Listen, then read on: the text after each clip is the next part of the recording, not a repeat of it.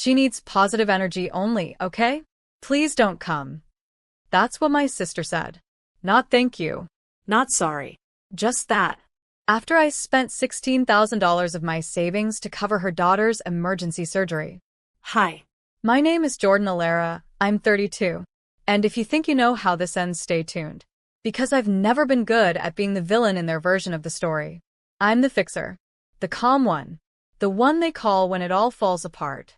But that night, when I opened the group chat and saw photos of the recovery party, the pink balloons, the matching family shirts, the caption that read, "We're surrounded by love to hearts #FamilyFirst," my chest got tight. They'd invited everyone, even family members I hadn't seen in years. Everyone but me. The woman who paid the bill, Who cried outside the ICU. who lied to her landlord to stall rent so her niece could get the procedure in time. And now, I was too negative. I didn't argue, didn't beg, didn't send a passive-aggressive text. I just booked a one-way solo trip. Somewhere warm. No itinerary. No explanation. The next day, I put my phone on airplane mode and walked barefoot down a quiet beach. I breathed. For the first time in weeks, maybe months. And told myself, let them notice the silence. They did. Because 5 days later, the hospital called them about a suspended account.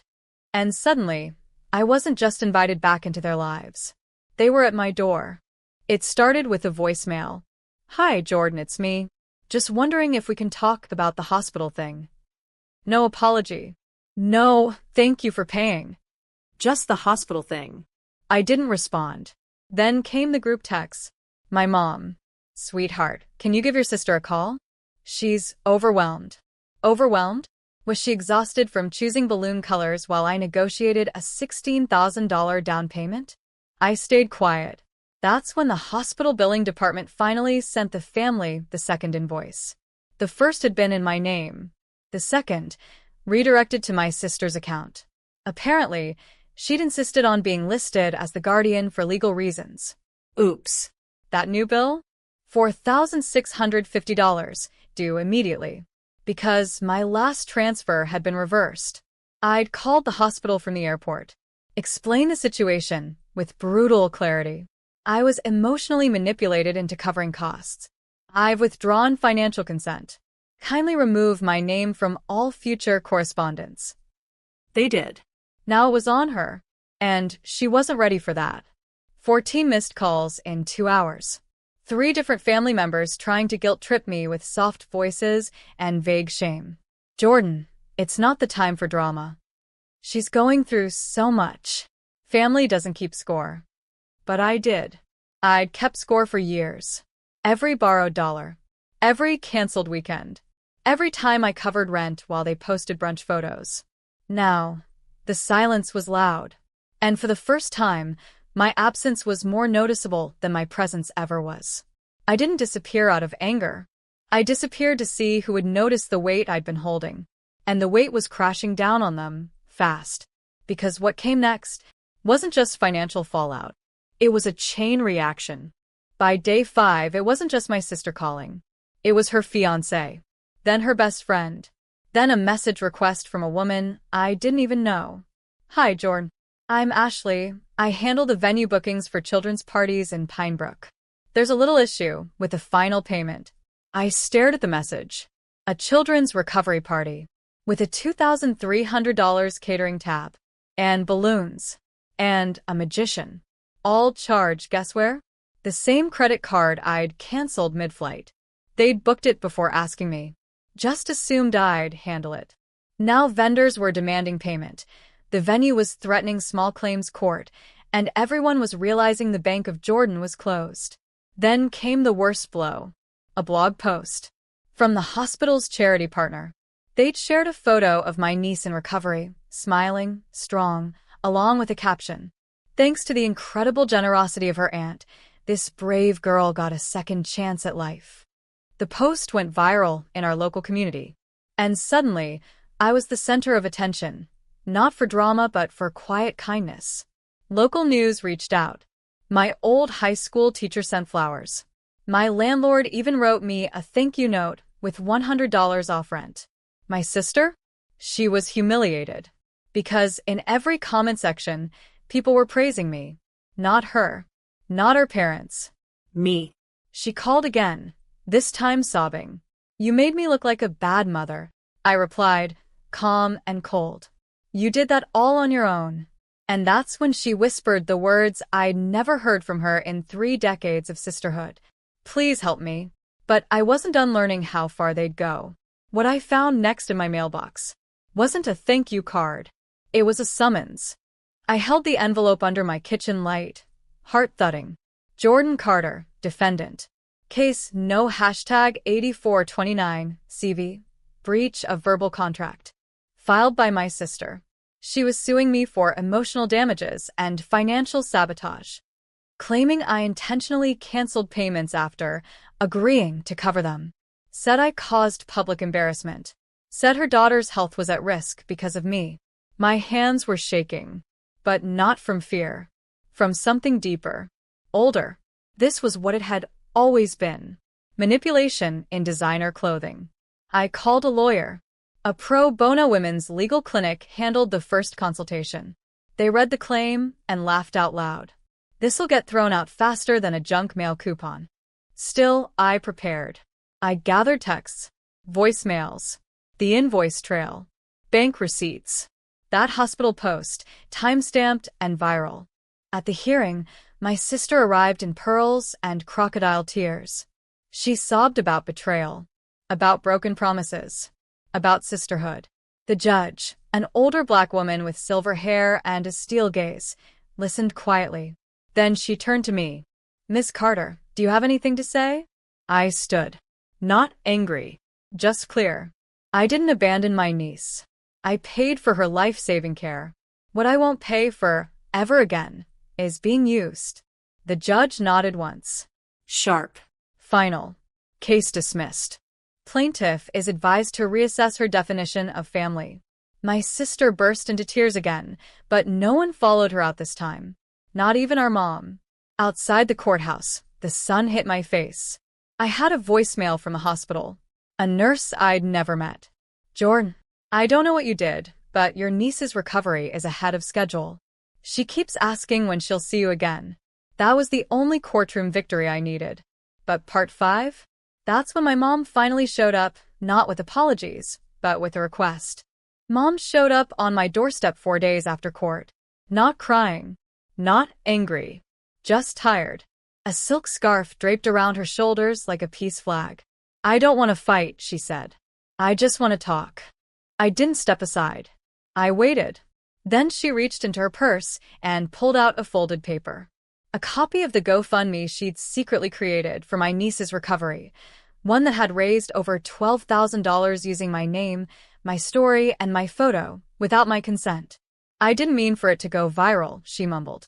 But people cared. It helped. I stared at her. You raised money using me and didn't tell me? She flinched, then tried to justify. It was for your niece. You said you didn't want to help anymore. I said I wouldn't be used anymore. I cut in. There's a difference. She begged me not to report it. Said it would shame the family. Do you want the world to think we're scammers? I took the paper from her hand, folded it slowly, then said, You already did that part. She cried, the kind of crying meant to soften someone. But I didn't soften. I closed the door. Then I called the GoFundMe support line, reported the misuse, attached screenshots. Proof. The campaign was shut down within hours.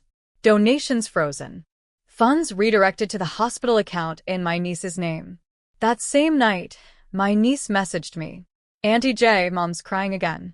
But I told her I'm proud of you. You're the only one who shows up for real. I sat with that. With the quiet. With the ache. With the unexpected bloom of peace. But I wasn't finished yet. Because someone else had also used that campaign. And part 6 is when I found out who. It started with an email. Subject line. Urgent, GoFundMe press inquiry. I blinked. Inside was a note from a journalist who'd seen the now-deleted fundraiser. They were doing a feature on viral donation scams and had questions, including why the campaign had linked to a local real estate business as its withdrawal account. Wait. What? I read it twice. Then opened the cached fundraiser page. Scrolled to the fine print. And there it was. The connected withdrawal account didn't say my mom's name. It said, Sterling View Realty, LLC. My sister's husband's company. Ezra. Of course. I knew they'd always been close. But this? Using my niece's pain. My contribution as a front for their own gain? My hands shook as I opened my banking app. Cross-referenced the wire I'd sent the hospital. I hadn't noticed it then, but the account number wasn't the one I had on file for billing. They'd rerouted the funds. Through manipulation. Through back-end changes. And through me. They had likely paid part of the bill. Enough to keep me quiet. But the rest? siphoned. It wasn't about my niece anymore. It was about laundering compassion into a profit. And suddenly, the party I hadn't been invited to, the unspoken cold shoulders, it all made sense. I wasn't bad energy. I was inconvenient. Because people who pay attention notice where the money flows. That night, I wrote a letter. Not to my sister. Not to Ezra.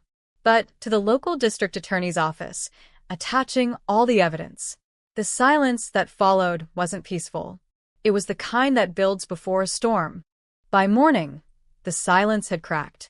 Mom was at my door. No calls. No texts. Just her, standing there with the kind of brittle smile you wear when you know the truth is catching up. She didn't ask to come in. She walked straight to my kitchen, poured herself a glass of water, and sat like she still owned the place. "I heard," she said, voice thin, "about the letter." I didn't answer.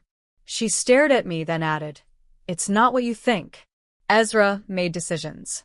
But we were trying to protect you. You're always so sensitive." I almost laughed. Sensitive? I funded your daughter's surgery. I kept your lights on for 3 years. And you still labeled me bad energy. She stood, the mask slipping. "You're going to ruin us." "No," I said quietly. "You did that when you turned compassion into a con." She opened her mouth, but just then a knock at the door.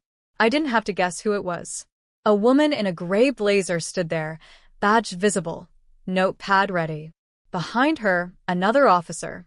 "Are you Miss Caldwell?" I nodded. "We'd like to ask you a few questions regarding an open financial misconduct case. We have a report of fraudulent fundraising, misuse of healthcare funds, and unauthorized rerouting of bank transactions." I stepped aside. My mother's face drained of color.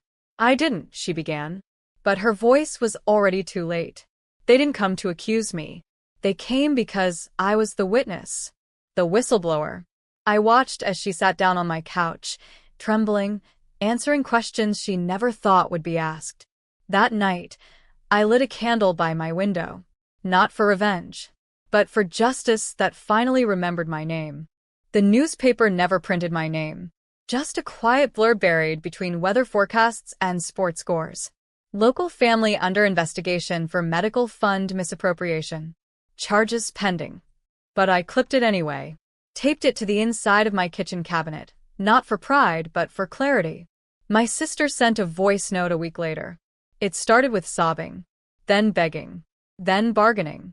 She said the party was never meant to exclude me, that I misunderstood everything. That family is messy, but love is real. I didn't respond. Not because I didn't care, but because sometimes healing means choosing silence over reopening wounds for someone else's comfort. The hospital called again. This time, to tell me the debt was cleared. A donor, anonymous, had paid the remaining $4,000. I knew it was Sarah. No message. No credit. Just grace. And so I did what felt right. I took the money I'd saved for next month's rent and booked a tiny cabin by the lake. Just me, a journal, and an old paperback I hadn't touched in years. On the first morning there, I brewed my own coffee, walked outside barefoot, let the light fall across my face like forgiveness. No texts, no guilt, no titles like The Outsider. Just me, the woman who used to beg for a seat at the table, now building her own table beneath a sky too wide to be owned. As the wind kissed the pine trees and silence wrapped around me like a soft coat, I whispered, "You'll never steal my peace again. They say healing is loud." But mine? It arrived in the form of stillness. And for the first time in years, I felt whole.